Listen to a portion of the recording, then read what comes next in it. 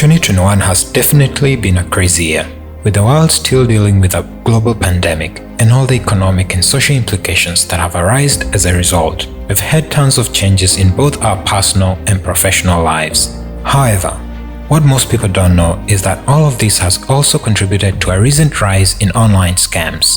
From children to adults, there have been tons of cases of people getting involved in phishing scams throughout the year. With people working from home at all times, scammers have used this situation to their advantage. In this video, we're going to be talking about the sudden surge of online scams in 2021, so you can stay one step ahead of the hackers.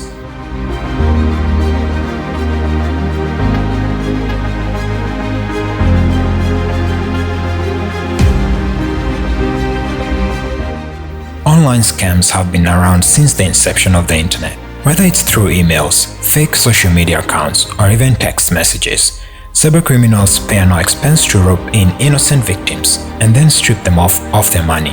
And with the pandemic forcing everyone to stay inside their homes and access unknown online tools to keep working, hackers have been taking full advantage of the whole situation, and it looks like they're stepping up their game in 2021. Why? Because almost 64% of businesses are anticipating an increase in COVID-related phishing emails in 2021. This has sent IT teams all over the world into overdrive as they try and do all they can to get their preventative measures ready before the balls drop. But of course, with half of the world still working remotely, this has proved to be quite the challenge, giving online scammers tons of gaps to enter and attack from. One of the biggest scams we can expect moving further into the year are COVID-19 related scams. That is, a bigger number than what's already going around on the internet all over the world. There have already been tons of reports about a coronavirus vaccine scam going around, and the reason why so many scammers are using the pandemic to trick people is because in times like this, everyone is more likely to click on phishing emails that look like they might be providing legitimate information about the pandemic. According to research, scammers are making a bunch of people, especially senior citizens who don't really have the hang of the online world, believe that they are selling vaccines online to try and fish money out of them. And of course, once the money is gone, you never hear back from these sellers, which is when you know that you've been scammed.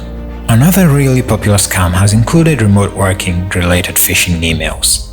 Hackers target people who are transitioning into the work from home model and sending them fake Zoom and Google Calendar invites. They've been sending all kinds of bogus information on government stimuli, vaccine development, protective gear, and many other topics. The most famous one being an email that informs employees of certain changes in their company's corporate policies. Emails about password changes, corporate meetings, vacation policies, and remote working policies were the top 4 general email subjects that are used to scam people into giving away useful and confidential information. One of the most famous phishing scams of 2021 was the Australian Hope business, which promised to be a wealth creation app where people could invest a small amount of money and earn back huge returns. Now, tons of people fell for the scheme, and with the way the app was designed to look 100% legitimate, you can't really blame them. The Australian government's ScamWatch team received 84 reports between 8th May 2021 and 3rd June 2021 regarding the Hope business app. Around $400,000 were reported in losses before the Australian authorities shut down the Ponzi scheme. Speaking of scam apps, Wonderful World also emerged as an app that would ask customers to deposit their money, saying that you'd earn interest on your deposit. Friendly customer service representatives would encourage you to deposit more and more money to increase the amount of interest you'd earn. They would then allow you to make 2 or 3 withdrawals in order to convince you that they are legitimate, making you deposit even more money to get higher returns.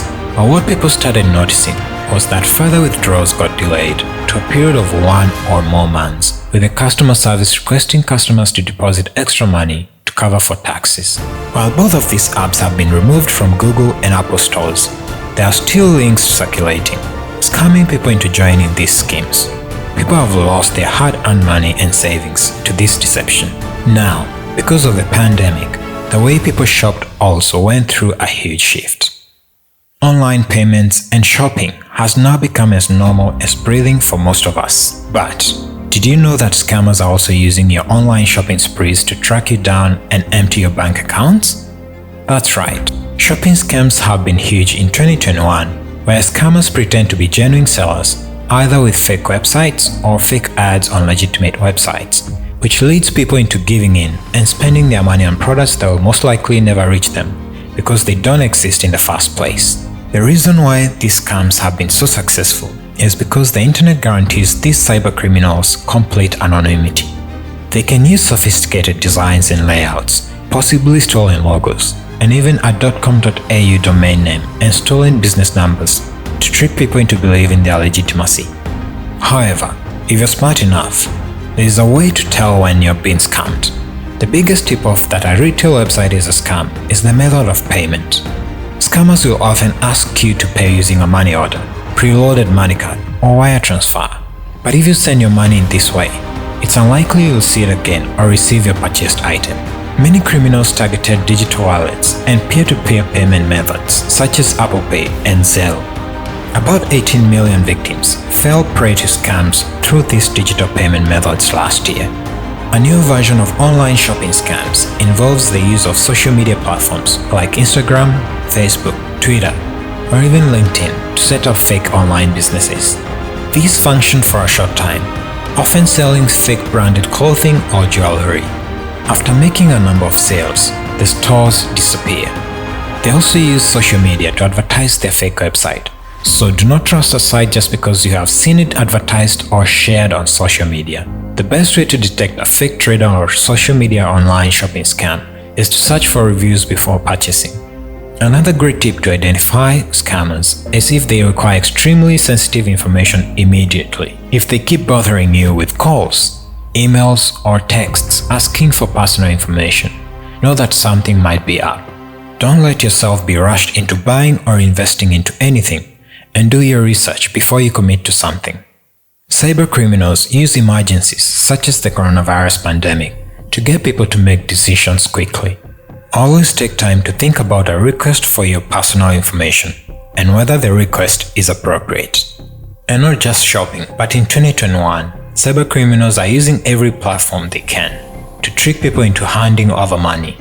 A really popular form of scam that's going around these days is called the romance scam, where people use dating sites and pretend to be interested in people. Then, these scammers fake some kind of a financial emergency once they gain the trust of the other party. And of course, when they've got the money, these profiles would suddenly just disappear. Romance scams cases increased by 15% in the last year, and the number only seems to be increasing with time, spreading all over the world. Another really famous fraud that's been going on is scammers tricking people into believing that they are selling pets. Once they attract potential customers who want to make these cute animals a part of their family, these sellers just take the money and disappear. Young people who use internet-connected technology most frequently are being targeted, but police officers stress that fraudsters are tricking people of all ages, especially older people who are often unsuspecting of these things. However, these scammers aren't just going after people with made-up identities. They're also responsible for some serious identity theft for their frauds. One of the most famous incidences of this has been cybercriminals pretending to be representatives from the World Health Organization, which is of course at the forefront of battling the pandemic. Hackers have been using WHO's identity to trick people into opening links and signing forms that are then used to steal their money and information. A recent scam has been through WHO's COVID-19 Solidarity Response Fund, which is a legitimate fundraiser that WHO has initiated. However, hackers have started to possess WHO and send fake invoices to people requesting payment on behalf of the fund. These people use email websites, phone calls, text messages, and even fax messages for their scams. As a response, WHO actually had to release a statement saying that they would never ask anyone for their credit or debit details, and that if people suspected illegal activity, they could verify all the messages they received from WHO by contacting the organization directly. Not just big organizations, but hackers are also targeting common internet users for identity theft and fraud to make extensive purchases using someone else's details. With some serious data breaches that have happened in the past years, hackers are known to have gotten their hands on this data, which they use to access people's accounts. Which is why it is important for everyone to keep an eye on their passwords and see whether their accounts have been logged into through devices that aren't theirs. While it might sound pretty basic, Regularly changing passwords and using a combination of numbers, symbols, and letters, both upper and lowercase, is the only way to keep your privacy from being breached on the internet. Also, avoid using the same password on all the websites that have your personal details. And of course, with increasing relevance of social media in times of social distancing, there's no way that scammers didn't want in on all the action. One of the most recent and popular forms of cyber frauds has been the blatant use of social media platforms, where scammers take a more casual conversational approach to trick people into their schemes. This is called chatbox phishing, where scammers slide into your DMs, emails, or texts and link you to their website. This website is usually a fraudulent version of a legitimate website they're claiming to be. This is when the scammer will utilize the chatbot guiding you into a conversation in order to extract sensitive details. Beware of offers of large prizes on chatbots, and always make sure that you access the site you intend to through a search engine, not via an email or SMS link. And of course, scammers have also used the good old technique of calling people up and catching them off guard to scam them. In the instances that a scammer has contacted you directly, you will note that they have requested to speak to you. Usually, they will already know you by your full name and will pretend to be representatives of the government or some other well-known agency that you probably have links to. This is how they gain your trust, and then move on to tell you things like there's a virus on your computer or that your data is breached, while scamming you into thinking that they will solve your problem if you provide them with the right information. But where do the scammers even get this information from? Pretty scary how they know so much about you, right? Well, most likely whatever data they have was likely leaked from an email account or social network and shared among a network of scammers. Once the scammer have made contact with you, or you contacted them via one of the ads, banners, or links, they'll ask to gain access to your computer using remote access softwares like TeamViewer or AnyDesk. And once you've granted them access, they'll run a couple of standard system scans, which will display normal registry and program information errors, IP addresses, and so on in an attempt to scare the unsuspecting into believing there are problems with their security and that hackers have full access to their computer. And once they've convinced you into thinking that all of this is legitimate, you'll be asked to make immediate payment for the software installation. Why? Because the idea behind telephone scams is that the hackers want you to log into your bank account while they are still connected to your computer.